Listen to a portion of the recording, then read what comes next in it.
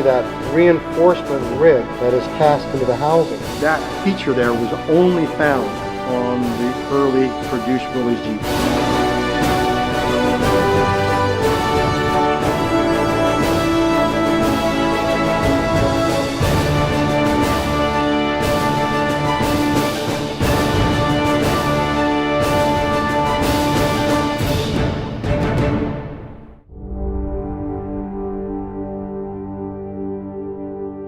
The Jeep chassis that's sitting behind me here is from a 1946 CJ2A. This particular 2A is one of 400 or so Jeeps that were made in early 46. These Jeeps did not even really be known to exist up to probably 3 to 4 years ago. It wasn't understood that they were actually production Jeeps. At the end of the war, Willys' frame producer, which was Midland Steel, was producing the last contract. When the war came to an end and the bomb was dropped on Hiroshima and Nagasaki, the government then terminated those contracts. Well, it turned out in that case that Midland Steel was already partially into that contract of building these frames.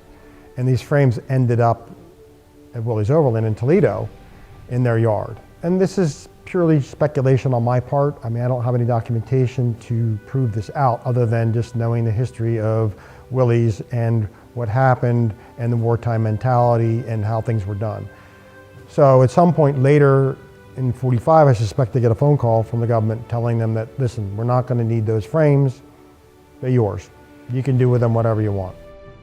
This frame was not obviously compatible with a 2A production Jeep. At that point, they were trying to figure out with their engineers, can we use this frame in our 2A production?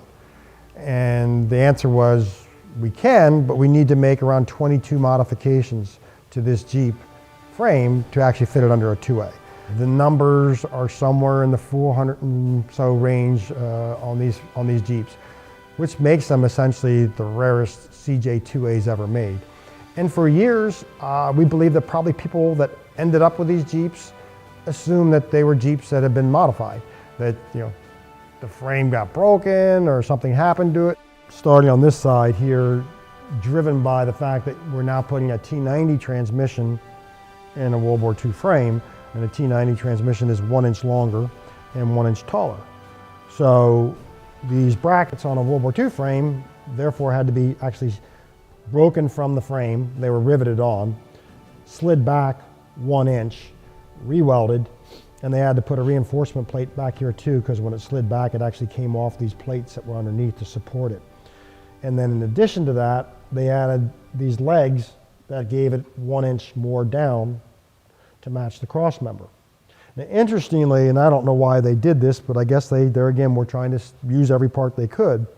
They could have easily just used the cross member from the 2A, because that would have been a bolt-in part, and they wouldn't have had to modify it at all.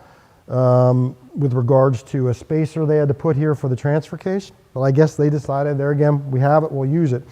So they ended up putting a spacer on this, and they added the legs.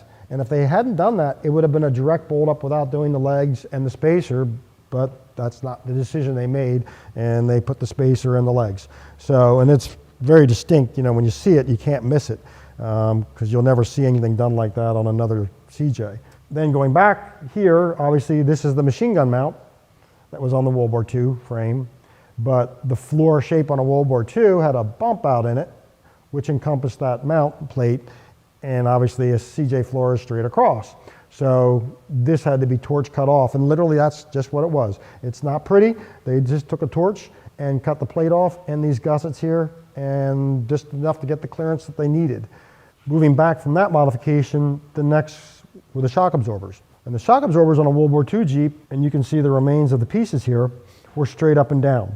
2As, they slid the shocks forward for multiple reasons. It was a better geometry, but it also got rid of penetrating the floor of the Jeep. The World War II Jeep had a box here for this shock to live inside of. So your floor was encumbered by this box. So by sliding the angle of the shocks forward, now your floor is on plane and completely unimpeded on the entire surface. So yeah, these brackets are actually different than the original ones. They must have made these up. And then they put a boxing on the inside of the frame, so it was stable. On the front of the frame, the most significant modification they had to make was related to steering. So an MB frame had an axle, a Model 25 axle, that had the steering bell crank pin on the actual axle tube. Now, they realized after the war that that design was not advantageous for a lot of reasons.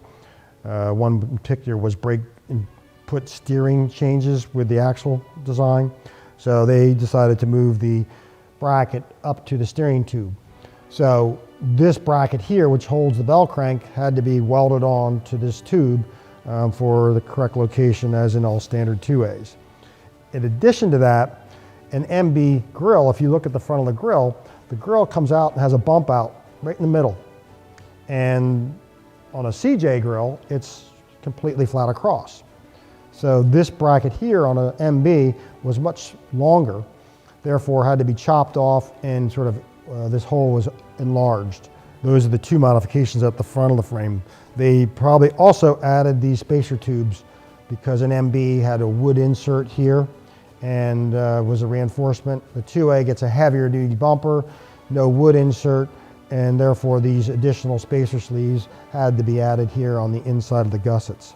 They had a ready available labor source with returning GIs, and the skills required to make the conversion were not super technical. It could basically be done with a cutting torch and a stick welder. Once the modifications were made, they stopped the line and inserted these modified frames into production, ran that production until those were done, stopped production again, reinserted the original 2A frame back into production.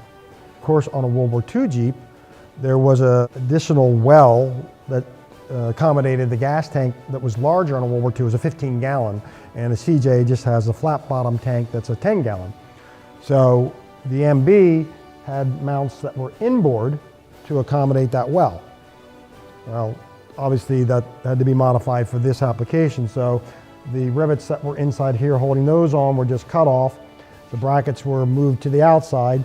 There again, no rivets were involved. They just welded down the sides and welded up the rivet holes to move those to the new location. At the rear of the Jeep, you've got a number of things that were done. This is the original factory gusset from the MB, but knowing that the frame was done in not as heavy a steel, because the war Jeeps were definitely much more interested in keeping the weight down as much as they could within reason. The 2A production Jeeps were going to be used for farm and multi-purpose applications for whatever utilitarian purposes they needed for as the CJs evolved. And of course they ultimately had hundreds and hundreds of accessories and different things you could use on a 2A to use at your home, on your farm, or wherever you wanted to. So they made the frames heavier for that reason. So this frame obviously is done in a lighter steel. In that same vein, the chassis on an MB had no application for a license plate. So on an original 2A, this piece here was longer and had a place for the license plate. For this, they obviously just let people drill holes and put their license plate where they wanted to. But what they did do was they added the reinforcement that all the 2As did have that helped with mounting the rear PTO setup. And in addition, obviously an MB did not have a hole for a PTO, so this hole had to be added, which mirrored the reinforcement on the inside here. The modifications that were made they don't look like they're production. They look like kind of, they were done by somebody, a shade tree mechanic. The welds aren't particularly pretty. The way they did it, there's no riveting of the parts that they took off to put back on. It's all pretty rudimentary modifications. So you could see why somebody might think, oh, well, this was actually not done in a factory. There's no way this was done in a factory, when in fact it had been.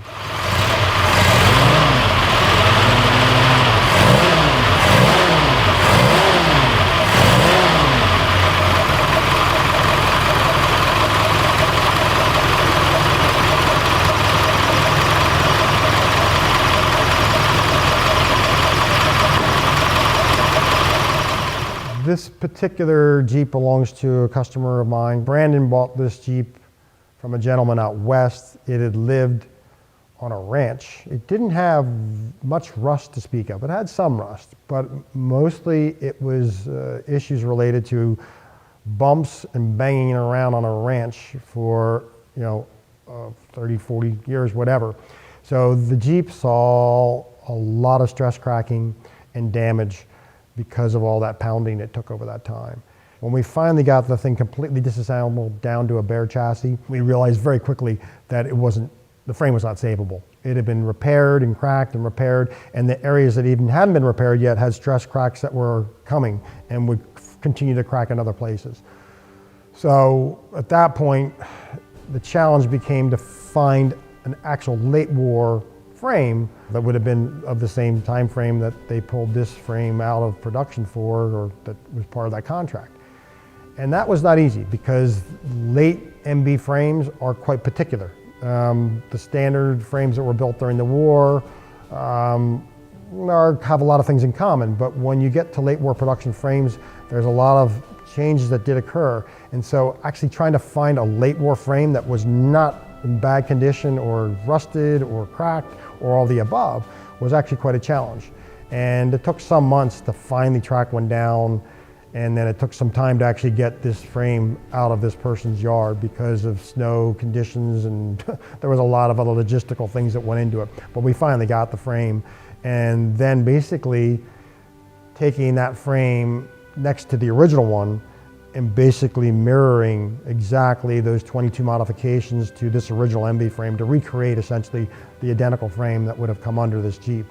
And in some cases, we actually used the original parts that were on. We just stole them off that frame and welded them back on, or placed them back on this frame, so you actually have that pedigree to going back onto this frame.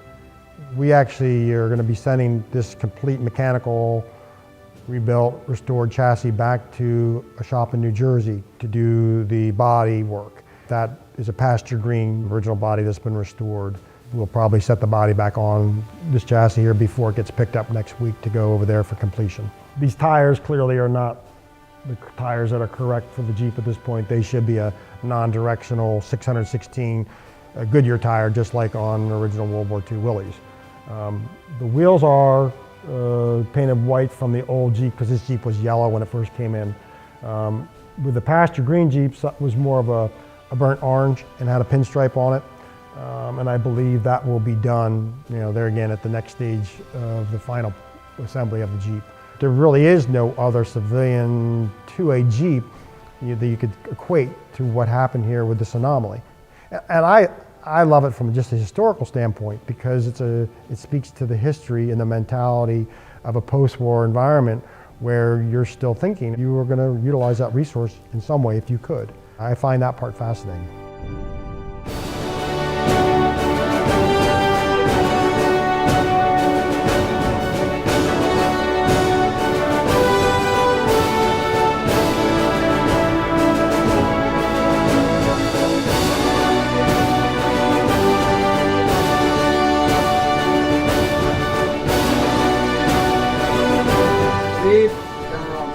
Roll B, scene B2, take one. Mark.